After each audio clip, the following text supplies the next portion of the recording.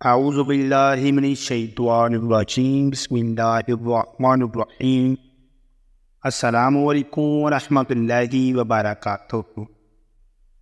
سامعین کرام، آج کی اس واقعے میں سلطان صلاح الدین ایوبی رحمۃ اللہ علیہ کی زندگی میں آپ پر بدکاری کا داغ لگنے کے بارے میں آپ کو بتایا جائے گا۔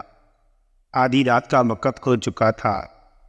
ایوبی رحمۃ اللہ علیہ جو کہ مستقبل کا سلطان تھا، اس پر ایک شاریہ نامی لڑکی نے بدکاری کا الزام لگا دیا تھا کہ سلطان صلاح الدین ایوبی نے اس کی عزت لوٹنے کی کوشش کی ہے اور اس کے کپڑے پھاڑ دیے ہیں۔ قاضی ابن رسول جو کہ سلطان صلاح الدین ایوبی کا استاد بھی تھا، ایک باصلاحیت اور باکردار اور مستقبل کے سلطان نجم الدین ایوب کے بیٹے سلطان صلاح الدین ایوبی رحمۃ اللہ علیہ پر ایک لڑکی نے لگایا تھا۔ قاضی ابن رسول بہت پریشان تھا کہ اگر میرے شاگرد پر لگایا گیا الزام سچ ثابت ہو گیا تو میری زندگی کی تعلیم اور دی گئی تربیت پر پانی پھر جائے گا اور لوگ میری تربیت پر طرح طرح کے سوال اٹھائیں گے۔ قاضی نے وضو کیا اور جائے نماز پر اللہ کے حضور سجدے میں گر گئی۔ اے میرے مالک، تیرے با کردار اور نیک بندے پر مشکل وقت آ پڑا ہے، تو اس کی غیابی مدد فرما اور اس کی عزت کی حفاظت فرما۔ بے شک تو ہی عزت دینے والا اور تو ہی ذلت دینے والا ہے۔ میرا دل نہیں مانتا کہ سلطان صلاح الدین ایوبی کسی کی طرف بری نظر بھی اٹھا کر دیکھے، لیکن دوسری طرف شاریہ نامی لڑکی پورے وثوق سے سلطان صلاح الدین کا الزام لگا رہی ہے۔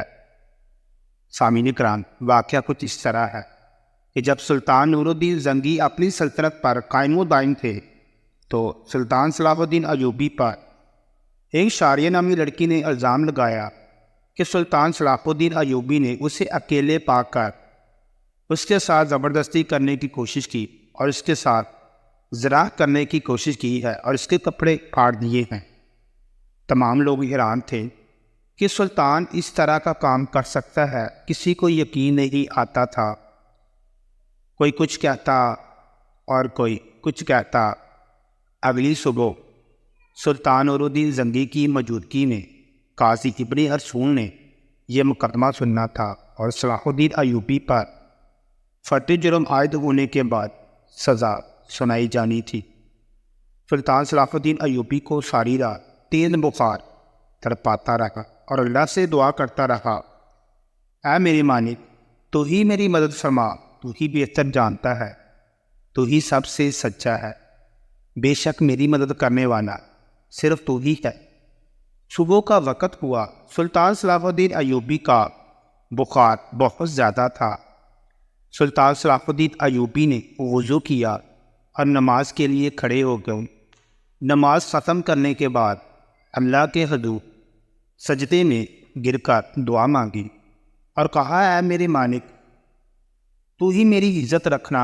وہ دن نجم الدین ایوبی خاندان کے لیے بہت ہی عجیب دن تھا۔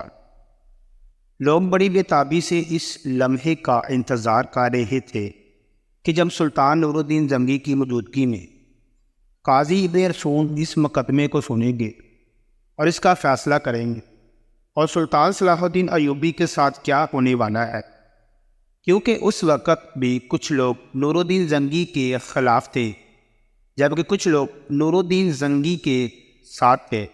اس لیے لوگوں کے ذہن میں مختلف سوالات تھے۔ سورج طلوع ہو چکا تھا۔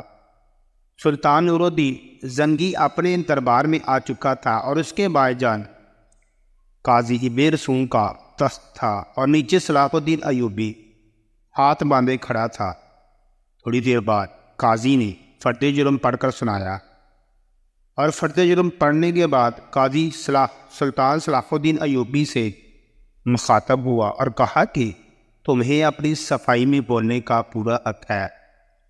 قاضی کی بات ختم ہوتے ہی سلطان صلاح الدین ایوبی رحمۃ اللہ علیہ نے قاضی سے مخاطب ہوتے ہوئے کہا، قاضی صاحب، جس لڑکی کو میں نے دیکھا تک نہیں، اس کے ساتھ میں یہ کام کیسے کر سکتا ہوں؟ یہ اس بارے میں کیسے سوچ سکتا ہوں؟ اور یہ سنتے ہی قاضی صاحب نے حکم دیا کہ شاریہ نامی لڑکی کو بلایا جائے۔ جب وہ لڑکی دربار میں حاضر ہوئی تو لوگوں کی حیرت کی انتہا نہ رہی، کیونکہ اس لڑکی کا سارا جسم ڈھانپا ہوا تھا اور صرف آنکھیں وہ بھی بڑی مشکل سے دکھائی دے رہی تھی۔ صلاح الدین سمجھ نہیں پا رہا تھا کہ جس لڑکی کو میں نے دیکھا تک نہیں اور وہ مجھ پر اتنا بڑا الزام کیوں لگا رہی ہے، مجھ سے آخر ایسی کون سی خطا سرزد ہوئی جو اس لڑکی نے مجھ پر اتنا بڑا الزام لگا دیا۔ قاضی رسول شاریہ نامی لڑکی سے مخاطب ہوا اور پوچھا، بتاؤ صلاح الدین ایوبی نے تمہارے ساتھ کیا کیا؟ تو اس لڑکی نے کہا، میں اپنا بیان پہلے دے چکی ہوں، مزید ایسی باتیں کر کے میں اپنی عزت خوار نہیں کر سکتی۔ بخار بہت زیادہ ہونے کی وجہ سے سلطان صلاح الدین کا چہرہ زرد ہو رہا تھا اور ہاتھ کانپ رہے تھے، زبان پر بھی لرزہ طاری تھا۔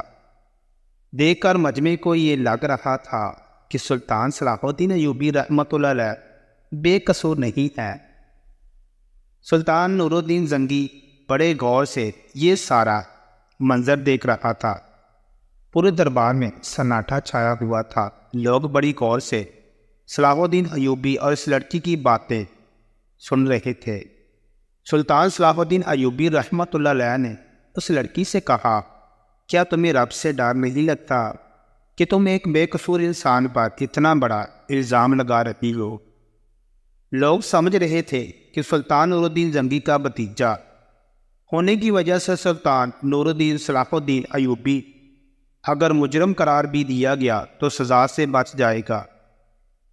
سلطان صلاح الدین ایوبی نے قاضی سے کہا کہ جب ہم کسی بھی مسئلے کا حل نہیں نکال پاتے تو پھر ہم اللہ کی طرف رجوع کرتے ہیں، اور میں بھی اس لڑکی کو کہتا ہوں کہ اگر یہ اللہ کو حاضر ناظر جان کر اللہ کی قسم کھا کر یہ کہہ دے کہ اس کا الزام سچا ہے تو میں وہ گناہ بھی قبول کر لوں گا جو مجھ سے سرزد بھی نہ ہوا۔ یہ سنتے ہی وہ لڑکی صلاح الدین کو بغور دیکھنے لگی۔ وہ سلطان صلاح الدین کی حالت سمجھ چکی تھی۔ تھوڑی دیر بعد بخوبی دیکھنے کے بعد لڑکی چیخ چیخ کر رونے لگی اور کہا، میں تمام مجمع کے سامنے اللہ کو حاضر ناظر کر کے کہتی ہوں کہ سلطان صلاح الدین بالکل بے قصور ہے، سارا گناہ میرا ہے۔ یہ سن کر سارا مجمع حیران ہو گیا اور اس لڑکی کے چند الفاظ نے مقدمے کو الٹا کر دیا۔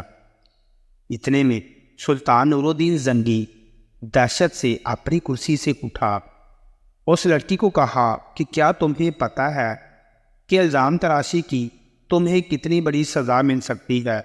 تو اس نے کہا، ہاں مجھے معلوم ہے کہ اس کی مجھے کتنی بڑی سزا ملے گی۔ اس کے بعد قاضی نے شاریہ نامی لڑکی سے کہا کہ آخر ایسی کیا وجہ تھی کہ تم نے سلطان صلاح الدین ایوبی پر اتنا بڑا الزام لگایا؟ تو لڑکی نے اپنی آنکھیں چکانے، لیکن جب سلطان نور الدین زنگی رحمۃ اللہ علیہ نے لڑکی کی طرف دیکھا تو اس نے کہا، اے میرے سلطان، میں جانتی ہوں کہ مجھ سے بہت بڑا گناہ سرزد ہو گیا ہے جو میں نے سلطان صلاح الدین ایوبی پر بدکاری کا الزام لگایا ہے۔ شاید جس کی تلافی بھی ناممکن ہے، کیونکہ جو داغ صلاح الدین ایوبی کے کردار پر لگا وہ شاید میں چاہتے ہوئے بھی مٹا نہ سکوں گی، لیکن میں یہ کام کرنے کے لیے مجبور تھی۔ سلطان نور الدین زنگی نے پوچھا کہ بتاؤ تمہیں اس کام کے لیے کس نے مجبور کیا؟ تو شاریہ نامی لڑکی نے کہا، امیر ابن مرقوم کی طرف اشارہ کرتے ہوئے کہا، امیر ابن مرقوم نے مجھے یہ سب کرنے کے لیے مجبور کیا۔ یہ سب سنتے ہی تمام درباری امیر ابن مرقوم کو ملامت اور غصہ کی نظروں سے دیکھنے لگے۔ امیر ابن مرقوم اپنی جگہ سے اٹھا اور بڑے دبدبے کے ساتھ کہنے لگا، یہ لڑکی جھوٹ بول رہی ہے، میں نے ایسا کرنے کے لیے نہیں کہا تھا۔ میں بھی صلاح الدین کی طرح اس لڑکی کو نہیں جانتا۔ نور الدین زنگی نے کہا کہ کل معلوم ہو جائے گا کہ کون بے گناہ ہے اور کون گناہ گار ہے۔ اس کے بعد سلطان نور الدین زنگی نے شاریہ نامی لڑکی کو اپنے کمرے میں بلایا اور پوچھا کہ بتاؤ اصل ماجرا کیا ہے۔ لڑکی نے کہا کہ ایک جنگ میں میرے ماں باپ مارے گئے تھے اور میں ظالم امیر ابن مرحوم کے ہاتھ لگ گئی تھی۔ یہ مجھ پہ بے انتہا ظلم کرتا تھا، بے حد تشدد کرتا تھا، اور شاہی کنیز کی جانچ کے بعد اس لڑکی کی پیٹھ پر کوڑوں کے نشان بھی دکھائی دیے گئے، اور ادھر سلطان نور الدین زنگی کے خاص جاسوسوں نے شاریہ اور امیر ابن مرحوم کے بارے میں ساری معلومات اکٹھی کر اور ان کے آپس کے تعلق کو سلطان کے سامنے بے نقاب کر دیا۔ یہ دیکھ کر سلطان نور الدین زنگی نے اگلے دن پورے مجمع کو ایک جگہ پر اکٹھا ہونے کی دعوت دی۔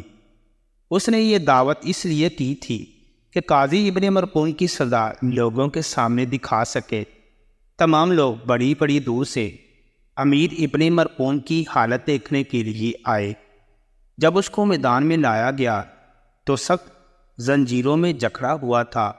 لوگ اس کو ملامت کی نظروں سے دیکھ رہے تھے۔ شریعت کے مطابق اسے 70 کوڑے مارے گئے، اور اس کے بعد سلطان نور الدین زنگی نے اس کی تمام جائیداد ضبط کر لی۔ اس سے شاہی عہدہ بھی لے لیا گیا اور اس کی تمام جائیداد سلطان صلاح الدین ایوبی کو دینے کا فیصلہ کیا۔